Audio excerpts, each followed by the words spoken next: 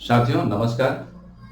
हम आप सभी के लिए लाए हैं वॉइस, और वॉइस में लाए हैं इंपेरेटिव सेंटेंस। और क्यों लाए हैं? क्योंकि किताब सब में क्या है कि मैं देख रहा हूं कि पूरा कंप्रिहेंसिवली इसको कवर नहीं किया गया, और खास करके एसएससी बैंक वाले जो भी तैयारी कर रहे हैं वो इसको देखेंगे, उनके लिए ये परफेक्ट पैकेज होगा। इंपेरेटिव सेंटेंस, हालांकि जो एडवांस लेवल है वो भी मैं तैयार कर रहा हूं, तो आप उसको देख सकते हैं, मेरे चैनल को सब्सक्राइब करके उसको देख सकते हैं। बहुत ही शानदार, मैंने पूरा कॉम्प्रिहेंसिवली कवर किया है। देखते हैं कि जो हमारा वॉइस है, वॉइस की आवश्यकता सभी को है, वेदर यू आर स्पीकिंग और वेदर यू आर राइटिंग। तो रिटन इंग्लिश और स्पोकन इंग्लिश दोनों में ही है ना वॉइस की आवश्यकता है। तो आप देख सकते हैं इसको। इंपेरेटिव सेंटेंस से तात्पर्य जो आप जानते ही होंगे कि जब भी हम किसी को आदेश देते हैं, सलाह देते हैं, तो हम कहते हैं, सुझाव देते हैं। तो ये सभी जो होते हैं वो इंपेरेटिव सेंटेंस के अंतर्गत आते हैं, जो कि आपको पता है। अब बात है कि आगे क्या है। इंपेरेटिव सेंटेंस के हमने 6 टाइप्स लिए हैं। कितने? 6 टाइप्स लिए हैं, कि कोई कंफ्यूजन ही नहीं रह जाएगा आपको इंपेरेटिव सेंटेंस में। इंपेरेटिव सेंटेंस में देखिए, पहला ऑर्डर वाला लिया है और दूसरा एडवाइस वाला लिया है। ऑर्डर वाला ऐसे सेंटेंस, ऐसे वाक्य जिससे ऑर्डर का पता चलता हो, मतलब ऑर्डर दे रहे हो आप, कमांड दे रहे हो। और दूसरा टाइप मैंने लिया है, एडवाइस वाला लिया है, सलाह देने का जो काम करता है। अच्छा, ऑर्डर जब भी आप किसी को देते हैं तो उसमें दो तरह का मैंने लिया है। एक तो ऑब्जेक्ट वाला, कुछ भी आप बोले, ऑब्जेक्ट नहीं हो और ऑब्जेक्ट होगा। जैसे देखिए, शट द डोर कहते हैं तो डोर यहां पर ऑब्जेक्ट हो गया, ठीक है, क्योंकि इस क्रिया का प्रभाव तो डोर पर पड़ेगा। क्रिया का प्रभाव अगर आगे वाले शब्द पर पड़ रहा है तो स्वाभाविक ऑब्जेक्ट हो जाएगा, क्रिया का प्रभाव, है ना। बट क्रिया कैसे हो रहा है, क्यों हो रहा है, कितना हो रहा है, ये सारा चीज ऑब्जेक्ट नहीं होता है। जबकि क्रिया का प्रभाव जिस शब्द पर पड़ेगा वो ऑब्जेक्ट होगा। तो यहाँ हम कह सकते हैं कि हमारे पास में यहाँ ऑब्जेक्ट है। तो शट द डोर मतलब ऑर्डर भी दे रहे हैं, ऑर्डर दे रहे हैं हम, ये ऑर्डर वाला ही टाइप है, और उसमें हमारा जो है ऑब्जेक्ट है। अगर इसकी बात करें, गो देयर, तो यहाँ ये देयर ऑब्जेक्ट नहीं हुआ, ठीक है ना। गो देयर, तो यहाँ हमारे पास में ऑब्जेक्ट नहीं है। देखिए, वर्क हार्ड कहते हैं, यहाँ भी हमारा ये ऑब्जेक्ट नहीं है। आप जानते हैं वर्क हार्ड कहते हैं, एडवर्ब होता है, एडवर्ब हो जाएगा, आपका एडवर्ब हो गया, एडवर्ब हो गया। डोंट स्माइल, ये तो चलिए ऑर्डर क्या, मतलब मना कर रहे हैं, बट ये भी ऑर्डर ही है एक प्रकार का। तो यानी कि ऑर्डर में दो प्रकार का हो गया। अगर ऐसा सेंटेंस जिसमें आपको ऑब्जेक्ट मिल जाए, और ऐसा सेंटेंस जिसमें ऑब्जेक्ट हो ही नहीं। ऑब्जेक्ट अगर मिल जाए आपको तो लेट लगा करके उसको बनाएंगे आप, एलईटी लेट। ऐसे वाक्य को लेट से बनाएंगे। और जिसमें अगर ऑब्जेक्ट नहीं है तो आप उसमें देखिए, you are advised, you are ordered, you are forbidden. मना कर रहे हैं, आप किसी को ऑर्डर दे रहे हैं बट उसमें मना है तो यू आर फॉरबिडन करके, सलाह दे रहे हैं तो यू आर एडवाइज्ड, और यू आर ऑर्डर दे रहे हैं तो यू आर ऑर्डर्ड करके आप बनाएंगे। तो दो टाइप हो गए। जैसे गो देयर तो you are order, go there कहने से ही पता चल रहा है कि आप उसको ऑर्डर कर रहे हैं। Go there, come here, don't do that, इस तरह का। तो गो देयर तो you are ordered to go there. आपको फील करना पड़ेगा जो वाक्य जो है, इसका जो है वाक्य जो है का अर्थ क्या है। मतलब आप सलाह दे रहे हो या डायरेक्ट ऑर्डर कर रहे हो या मना कर रहे हो। गो देयर तो you are order to go there, क्योंकि आपने ऑर्डर, गो देयर मतलब हो गया, सीधा हो गया कि ऑर्डर दे रहे हो। वर्क हार्ड जब कहते हो तो किसी को सलाह दे रहे हो आप, वर्क हार्ड सलाह दे रहे हो तो you are advised to work hard. यानी ये लगाएंगे आप, यू आर ऑर्डर्ड, और इसके बाद टू लगाएंगे, और जो रहेगा वैसे ही आप रख देंगे। वर्क हार्ड था तो यू आर एडवाइज्ड, और टू लगाया और इसके बाद ये डाल दिया। यहाँ पर देखिए, गो देयर तो यू आर ऑर्डर्ड किया, टू लगाया और इसके बाद पूरा का पूरा ऐसे रख दिया आपने। तो इसके बाद डोंट स्माइल देखिए, डोंट स्माइल को थोड़ा ध्यान से देखिए। डोंट स्माइल नेगेटिव हो गया, चलिए ऑर्डर में भी मना कर रहे हैं तो यू आर फॉरबिडन, आप मना किए जाते हैं, यू आर फॉरबिडन, ठीक है ना। टू लगाया, टू फिर लगाया, और smile, you are forbidden to smile. Do not का पूरा अंडरस्टूड सेंस इसी में आ जाता है, ठीक है ना। You are forbidden to smile, ये डू नॉट जो है पूरा का पूरा इसमें जो है अंडरस्टूड हो गया। अब देखते हैं कि जब ऑब्जेक्ट रहे, शट द डोर हो या टर्न हर, और छोड़िए टर्न हर, तो ये जो ऑब्जेक्ट जिसमें रहेगा उसको हम लेट करके बनाते हैं। क्या करके बना रहे हैं हम? लेट करके। जैसे शट द डोर तो let the door be shut, यानी लेट लगाते हैं, और ये जो ऑब्जेक्ट पार्ट है लेट के बाद आप डालते हैं। लेट के बाद आप ये ऑब्जेक्ट पार्ट को आप डालते हैं। ये जो पार्ट हो गया आपका, ये ऑब्जेक्ट पार्ट हो गया। लेट तो लगाना ही है, और इसके बाद जो है बी लगाना है आपको, वर्ब का तीसरा रूप लगाना है, वर्ब का तीसरा रूप लगाना है आपको, और ये बी रहेगा ही। वहां पर देखिए turn her out, let her, ये ऑब्जेक्ट पार्ट लेट के बाद आप लगाएंगे, लेट के बाद हर लगाएंगे, लेट हर, और बी तो लगाना ही है आपको, और ये वर्ब का तीसरा रूप टर्न, आउट है तो आउट।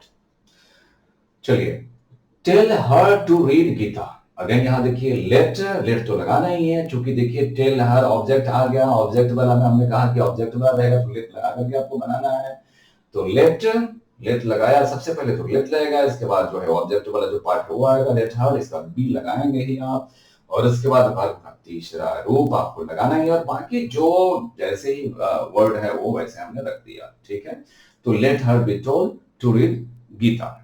उम्मीद करते हैं समझ में आ रही है आप लोगों को, है ना। और हाँ, फास्ट लगे तो स्लो कर लीजिएगा, स्लो लगे फास्ट कर लीजिए। देखिए यहाँ पर ये एडवाइस की बात कर रहे हैं, अगर कोई ऐसा सेंटेंस आप बोल रहे हैं जिसमें एडवाइस, सलाह झलक रहा हो, तो अब देखिए कि सलाह, हेल्प द पुअर, ये तो सलाह ही है ना, हेल्प द पुअर।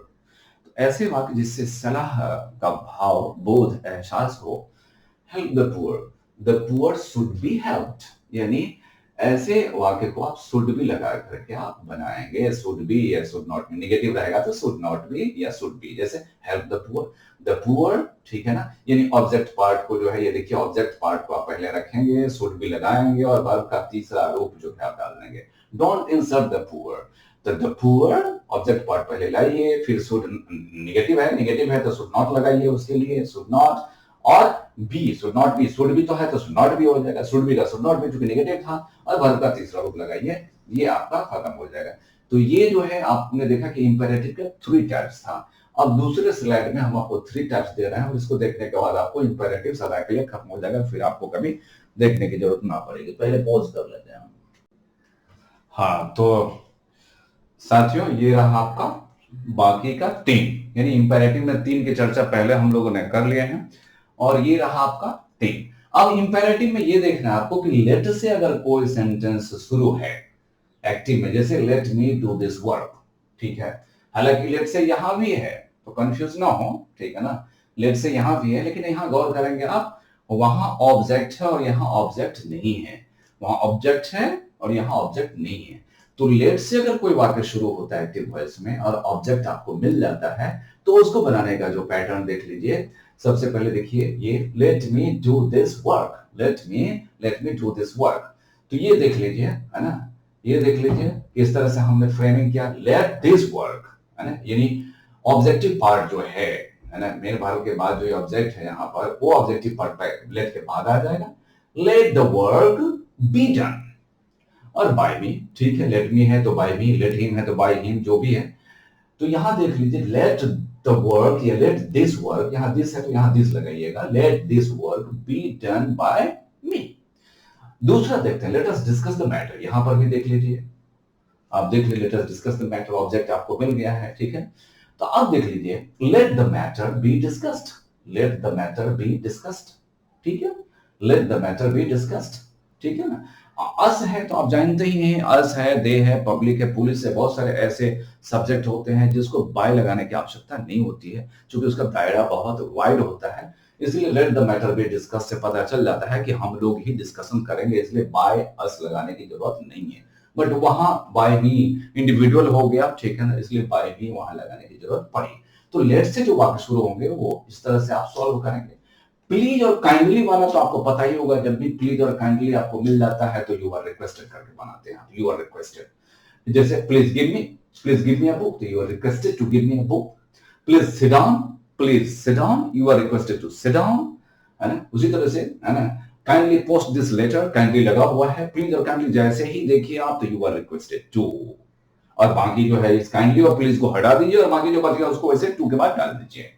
तो यहां पर देख लीजिए, हाँ, काइंडली पोस्ट दिस लेटर, तो क्या हो जाएगा, you are requested to post this letter, kindly और प्लीज दोनों हट जाता है। यहां पर देख लीजिए ऑब्जेक्टिव पार्ट ना हो, देख लीजिए लेट अस डिस्कस, आगे कुछ नहीं है, लेट अस सिंग, आगे कुछ नहीं है, लेट अस प्ले टुगेदर, ये जो है वो ऑब्जेक्टिव पार्ट नहीं है। तो यहां देखते हैं कि इस तरह के जो वाक्य होते हैं उसको आप कैसे सॉल्व करते हैं। लेट अस डिस्कस, ये देखिए लेट अस फिक्स है, लेट अस सब में लेट अस, देखिए लेट अस वहां पर भी था लेट अस नहीं है, लेकिन यहां देखिए ऑब्जेक्टिव पार्ट आया है ना। तो यहाँ पर हम देखते हैं लेटस जैसे इस तरह का मिल जाता है आपको, जहां पर आगे ऑब्जेक्ट नहीं मिलता है आपको, वर्ब के बाद मेन वर्ब के बाद ऑब्जेक्ट आपको नहीं मिलता है, तो आप इट इज सजेस्टेड करके फिक्स कर लीजिए। It is suggested, it is suggested करके बनाएंगे। It is suggested that, it is suggested that, आपको दिख रहा होगा शायद वहां, देखिए it is suggested that we should, देख रहे हैं, देखिए लेट अस डिस्कस, तो इट इज सजेस्टेड दैट यहां तक तो खुद से आपको आना होगा, लेट अस डिस्कस तो यहां तक आपको खुद से आना है, इट इज सजेस्टेड दैट, और यहां अस है तो ये वी, और इसके बाद शुड फिक्स रहेगा इसमें, ये शुड आप खुद से लाएंगे, ये पैटर्न है आपका पैसिव वॉइस का। यहां पर let us discuss, it is suggested that we should, यहां तक आप खुद से आ जाएंगे, वी शुड ये या अस का ही वी हुआ, ठीक है। It is suggested that we should discuss. फिर दूसरा देखिए लेट अस सिंग, क्या इसका बना सकते हैं, देख लीजिए लेट अस सिंग, फिर वही होगा it is suggested that we should sing, we should sing, देखिए it is suggested that we should sing. उसी तरह से let us play together, let us play together, together वाला में भी वही लेट अस, देखिए लेट अस फिर वही it is suggested that we should play together, we should play together. तो आपने देखा कि एक जो है लेट वाला जो था ये था, एक लेट वाला वो है, दोनों में फर्क आप थोड़ा सा माइनर फर्क है, देख लीजिए। यहाँ पर लेट वाला का लेट से ही बनाते हैं पैसिव वॉइस, लेट है लेट से ही बनाया है आपने पैसिव, एक्टिव में लेट है, पैसिव में भी लेट है, वहां पर लेकिन नहीं है। यहाँ पर देखिए ऑब्जेक्टिव पार्ट आ जाता है, मेन वर्ब के बाद आपका ऑब्जेक्ट है, यहाँ मेन वर्ब के बाद ऑब्जेक्ट है, तो मेन वर्ब के बाद अगर ऑब्जेक्ट आपका मिलता है तो लेट का पैसिव वॉइस लेट से ही बनाएंगे, लेकिन वहां पर देखिए मेन वर्ब के बाद ऑब्जेक्ट आपका नहीं है, आपको दिख रहा होगा वहां पर लेट अस डिस्कस। तो अगर मेन वर्ब के बाद ऑब्जेक्ट नहीं मिलता है तो आप बनाएंगे उसको it is suggested that we should करके बनाएंगे, और जो वर्ब रहेगा उसको डाल देना है। ये पूरा खुद से ही आप मान लेंगे, लेट अस सब में रहेगा ही, it is suggested that we should, और आगे सिंग या डिस्कस या प्ले टुगेदर जो भी रहेगा। और प्लीज और काइंडली वाला तो आपने देखा ही कि ये दोनों हट जाते हैं और उसका एक ही फॉर्मेट है, you are requested to, verb लगाइए requested to give me a book, you are requested to sit down, ये हटाते हुए you are requested to post this letter. उम्मीद करते हैं ये इंपेरेटिव का आपने देख लिया, और ये खास करके हमने बनाया था कॉम्पिटिटिव एंगल से बनाया था, आप लोग जरूर देखें और कमेंट करें हो सके तो। Thank you.